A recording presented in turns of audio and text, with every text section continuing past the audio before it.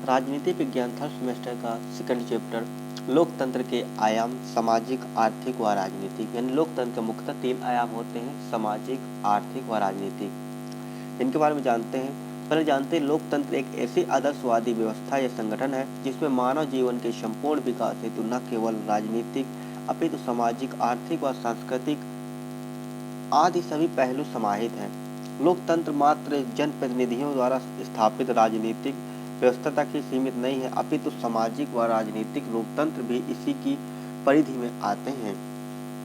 सामाजिक व आर्थिक लोकतंत्र के अभाव में राजनीतिक लोकतंत्र महत्वहीन हो जाता है। यही कारण है कि लोकतंत्रीकरण के विकास की प्रक्रिया में शनय शनय सामाजिक समानता, सामाजिक न्याय व आर्थिक न्याय जैसी अवधारणाएं अस्तित्व में आईं। लोकतंत्र के विभिन्न आयामों को निम्नलिखित रूप से समझा जा सकता है। पहला है राजनीतिक व्यवस्था के रूप में लोकतंत्र। जानते हैं democracy as a political system, राजनीतिक व्यवस्था के रूप में लोकतंत्र। लोकतंत्र के इस आयाम में राजनीतिक व प्रशासनिक दोनों स्वरूपों का अध्ययन किया जाना अपेक्षित है। उल्लेखनीय है कि लोकतंत्र में अभिप्राय जनता के शासन से होता है। यह शासन प्रत्यक्ष रूप व अप्रत्यक्ष किसी भी प्रकार का हो सकता है। प्रत्यक्ष लोकतंत्र में संपूर्ण जनता शासन संचालन में प्रतिनिधियों के माध्यम से नहीं अपितु स्वयं प्रत्यक्ष रूप से भाग लेती है। प्रत्यक्ष प्रजातंत्र कम जनसंख्या वाले राज्यों में ही संभव है। वर्तमान में प्रत्यक्ष प्रजातंत्र स्विट्जरलैंड के कुछ कैंटनों में ही देखने को मिलता है। अप्रत्यक्ष प्रजातंत्र वह प्रजातंत्र है जिसमें जनता अपने प्रतिनिधियों को निर्वाचित कर अप्रत्यक्ष रूप से उसके माध्यम से शासन करती है। यही कारण है कि इसके प्रतिनिधित्वात्मक शासन भी कहते हैं। आज विश्व के अधिकांश देशों में प्रतिनिधित्वात्मक लोकतंत्र की ही है। इसी पर बाइस ने कहा है कि लोकतंत्र शासन का वह रूप है जिसमें राज्य के शासन की शक्ति किसी विशेष वर्ग या वर्गों में निहित न होकर संपूर्ण जन समुदाय में निहित होती है। इसी प्रकार लोकतंत्र के राजनीतिक आयाम को निम्न बिंदुओं के आधार पर समझा जा सकता है। जन सहमति पर आधारित, बेस्ड ऑन पब्लिक कंसेप्ट। लोकतंत्र में एक निश्चित समयावधि में चुनाव होते हैं जिसमें जनता अपने प्रतिनिधियों को चुनती है। इस प्रकार लोकतंत्र में जनता का शासन होता है, अर्थात जन समहित या जन सहमति पर आधारित होता है। अन्य शब्दों में कहा जा सकता है कि लोकतंत्र में जनता के हित शांत होते हैं तथा सरकार उसकी पूर्ति का साधन होती है, अतः सत्ता का अंतिम स्रोत जनता होती है। सेकंड है संवैधानिक शासन। लोकतंत्र में शासन का संचालन संवैधानिक प्रावधानों के अनुसार होता है। इस प्रकार संविधान सर्वोच्च होता है तथा शासन शक्तियां संविधान के द्वारा मर्यादित होती हैं। जनप्रतिनिधि संविधान के तहत स्थापित व्यवस्था का उल्लंघन नहीं कर सकते। जनता के प्रति उत्तरदायी शासन। नेक्स्ट आपका जनता के प्रति उत्तरदायी शासन। लोकतंत्र में शासन सत्ता जनता के द्वारा निर्वाचित प्रतिनिधि के हाथों में होती है। उसके निर्वाचन का उद्देश्य यही होता है कि वे शासन का संचालन लोक कल्याण के उद्देश्य से दृष्टिगत रखते हुए करेंगे। जनता के प्रतिनिधि जनता की आकांक्षाओं व उनकी आवश्यकताओं के दृष्टिगत रखकर ही नीतियों व योजनाओं का निर्माण करते हैं। इस प्रकार लोकतंत्र जनता के लिए प्रति उत्तरदायी शासन होता है। व्यक्ति का सर्वांगीण विकास। लोकतंत्र शासन में व्यक्ति के साथ माना जाता है, यानी व्यक्ति के साथ ही माना जाता है। व्यक्ति का सर्वांगीण विकास लोकतंत्र का सर्वोच्च लक्षण है। लोकतंत्र जनता को राजनीतिक शक्ति प्रदान कर उसमें आत्मसम्मान व आत्मविश्वास की भावना उत्पन्न करता है। इसी पर जॉन स्टुअर्ट मिल के अनुसार उन्होंने एक ऐसा कथन कहा है कि यह लोकतंत्र यानी लोकतंत्र किसी भी अन्य शासन की अपेक्षा उच्च व श्रेष्ठ राष्ट्रीय चरित्र का विकास करता है। अधिकार व स्वतंत्रताएं। अगला टॉपिक अधिकार व स्वतंत्रताएं। व्यक्तियों को यदि राजनीतिक अधिकार व नागरिक स्वतंत्रताएं प्राप्त न हो तो लोकतंत्र का कोई महत्व नहीं रह जाता। राजनीतिक अधिकारों में सम्मिलित है निर्वाचित होने पर अधिकार, मत देने का अधिकार, राजनीतिक सहभागिता का अधिकार आदि। नागरिक व स्वतंत्रताओं में विचार अभिव्यक्ति की, संगठन निर्माण की स्वतंत्रता, सम्मेलन की स्वतंत्रता आदि शामिल है। इसके अतिरिक्त विश्व के सभी लोकतांत्रिक देशों में संविधानों में मौलिक अधिकारों को महत्वपूर्ण स्थान दिया गया है। अधिकारों व स्वतंत्रताओं की प्राप्ति से व्यक्ति में आत्मविश्वास व राजनीतिक जागरूकता की भावना बढ़ती है। ऐसा लोकतंत्र में ही संभव है। अतः गेटल ने लोकतंत्र को नागरिकता की शिक्षा प्रदान करने वाला स्कूल कहा है। यानी गेटल ने क्या कहा है? लोकतंत्र को नागरिकता की शिक्षा प्रदान करने वाला एक स्कूल कहा है। विभिन्न राजनीतिक संस्थानों का अस्तित्व। लोकतंत्र के विभिन्न स्तरों पर शक्तियों का विभाजन किया जाता है। इस तरह विभिन्न स्तरों पर विभिन्न कार्यों के संपादन हेतु अलग अलग राजनीतिक संस्थाएं होती हैं। मॉन्टेस्क्यू ने सरकार के तीनों अंगों व्यवस्थापिका, कार्यपालिका और न्यायपालिका के मध्य शक्तियों के विभाजन का सिद्धांत प्रतिपादित किया। केंद्र के साथ इकाइयों में भी सरकार ने इन तीनों अंगों का अस्तित्व होता है। इन तीनों अंगों को एक दूसरे से स्वतंत्र किंतु साथ ही साथ मर्यादित रखा जाता है। सही अर्थों में लोकतंत्र की स्थापना हेतु स्थानीय स्तर पर तक शक्तियों का विकेंद्रीकरण किया जाता है। भारत में पंचायती राज इसका सर्वोच्चम उदाहरण है। सामाजिक व्यवस्था के रूप में लोकतंत्र, यानी अब देखते हैं कि जो आयाम है तो सामाजिक व्यवस्था। राजनीति को यथार्थ रूप से समझने के लिए इसके सामाजिक पहलू को भी समझना आवश्यक है। सामाजिक संस्थाओं व प्रक्रियाओं को समझे बिना राजनीतिक वास्तविकताओं का अध्ययन किया जाना संभव नहीं है। यही कारण है कि राजनीति का अध्ययन समाजशास्त्रीय दृष्टिकोण से भी किया जाता है। एक आदर्श लोकतंत्र के अंतर्गत तो मानव जीवन के सभी पहलू समाहित हो जाते हैं। लोकतंत्र के सामाजिक आयाम में निम्नलिखित पहलुओं को सम्मिलित किया गया है। जो नंबर 1 पर है आपका व्यक्ति का स्वार्थ है। एक लोकतांत्रिक राज्य की स्थापना का मूल उद्देश्य व्यक्ति का सर्वांगीण विकास करना है। व्यक्ति समाज की मूल इकाई है, अतः राज्य व समाज का निकट संबंध स्वाभाविक है। जैसा कि कैटलिन के कथन में स्पष्ट होता है, यहाँ पर कैटलिन ने अपना एक विचार रखा है, जो है कि समाज में जो भी नियंत्रण होता है, नियंत्रण की भावना के कारण जो भी कार्य किए जाते हैं, नियंत्रण भावना पर आधारित संबंधों को इस इच्छा के कारण समाज में जिस ढांचे में जिन इच्छाओं का निर्माण होता है उन सब में से सबसे राजनीति शास्त्र का ही संबंध होता है। यानी कहा है कि समाज में जो भी नियंत्रण होता है, नियंत्रण भावना के कारण जो भी कार्य किए जाते हैं और नियंत्रण भावना पर आधारित संबंधों की इच्छा के कारण समाज में जिस ढांचे और जिन इच्छाओं का निर्माण होता है उन सबसे राजनीतिक शास्त्र का संबंध है।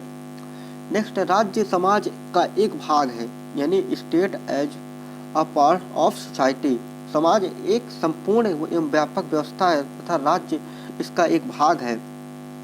राजनीतिक व्यवस्था सामाजिक व्यवस्था की ही एक उपव्यवस्था है। सभी राजनीतिक क्रियाएं समाज में रहकर ही संपादित की जाती हैं। राजनीतिक संगठनों की स्थापना भी सामाजिक पृष्ठभूमि के आधार पर की जाती है। समाज का एक भाग होने के कारण राज्य की कार्यविधियों सामाजिक गतिविधियों से व्यापक रूप से प्रभावित होती हैं और एक लोकतांत्रिक राज्य के संदर्भ में तो यह कथन पूर्ण रूपेण सत्य है। स्वतंत्रता एवं समानता, यानी नेक्स्ट इसमें जो आपका सामाजिक आयाम के अंदर आता है स्वतंत्रता एवं समानता।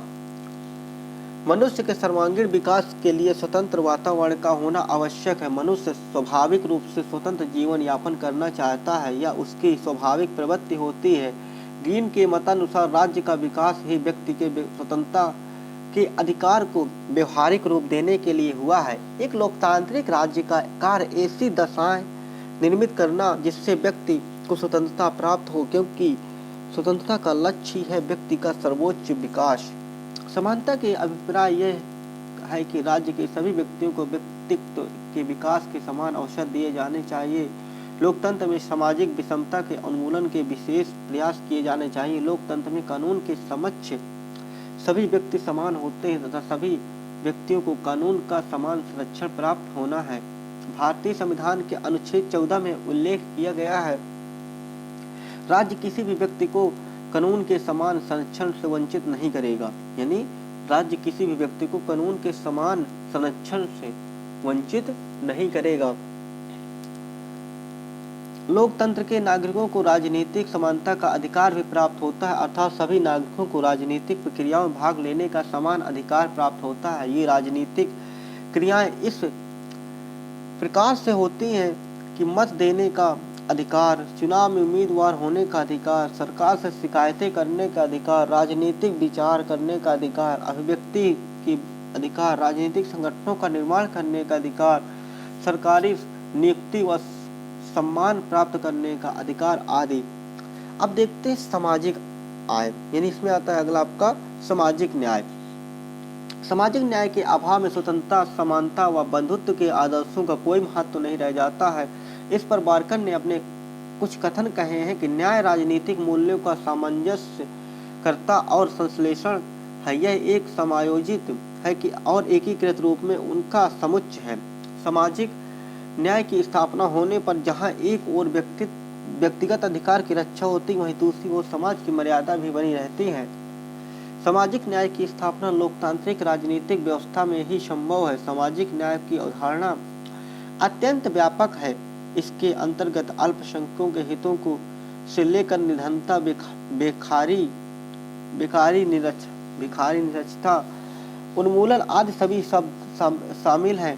यह यहाँ तथ्य विशेष रूप से उल्लेखनीय है कि यद्यपि न्याय भेदभाव की मनाही करता है, किंतु तार्किक आधार पर भेदभाव को समानता के अर्थ के अनुकूल ठहराता है। भारत में जाति प्रथा आदि के आधार पर भेदभाव व्याप्त थे, किंतु स्वतंत्रता के बाद सभी नागरिकों के लिए सामाजिक, आर्थिक व राजनीतिक न्याय की स्थापना की गई। सामाजिक न्याय के दृष्टिकोण से ही भारत में पिछड़े वर्गों के लिए विभिन्न क्षेत्रों में आरक्षण की व्यवस्था कर तथा कमजोर वर्गों को अतिरिक्त सुविधाएं देकर उन्हें समाज के अन्य वर्गों के समकक्ष लाने का प्रयास किया जा रहा है। सामाजिक न्याय के विचार को राज्य द्वारा ही लागू किया जा सकता है। वैश्विक स्तर पर भी सामाजिक न्याय की स्थापना से सतत प्रयास जारी है।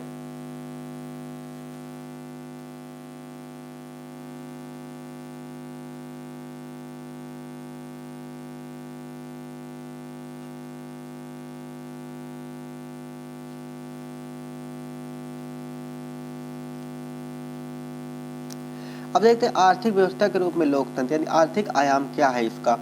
लोकतंत्र एक व्यापक व बहुआयामी है अवधारणा है, जिसके आर्थिक आयाम का अध्ययन निम्नलिखित बिंदुओं के अंतर्गत किया जा सकता है। क्योंकि किसी भी शब्द को समझने के लिए कई सारे पॉइंटों की जरूरत पड़ती है, उन्हीं पॉइंटों को हम देखते हैं। तो आर्थिक समानता, समानता का समान अर्थ है बिना किसी भेदभाव के सभी व्यक्तियों को समान अधिकारों की प्राप्ति होना। एक आदर्श लोकतांत्रिक व्यवस्था वही है जिसमें किसी भी वर्ग को विशेषाधिकारों की प्राप्ति नहीं होती तथा व्यक्तियों को अपनी बुनियादी आवश्यकता की पूर्ति हेतु समान अवसरों की उपलब्धता हो। आर्थिक समानता के अभाव में राजनीतिक समानता व सामाजिक समानता भी निरर्थक है। वस्तुतः आर्थिक समानता ही सामाजिक समानता का प्रमुख आधार है। समाज में आर्थिक असमानता होने पर राज्य कभी कभी आत्मनिर्भर नहीं बन सकता। किसी भी राज्य के विकास हेतु सामाजिक व आर्थिक दोनों स्तरों पर संतुलन होना अनिवार्य है। भारत में इसी तथ्य को दृष्टिगत रखते हुए बहुत सी रोजगार परक व स्वावलंबी योजनाएं चलाई जा रही हैं। इसी पर मार्क्सवादी दृष्टिकोण है कि लोकतंत्र का मार्क्सवादी दृष्टिकोण समाज की आर्थिक संरचना को सभी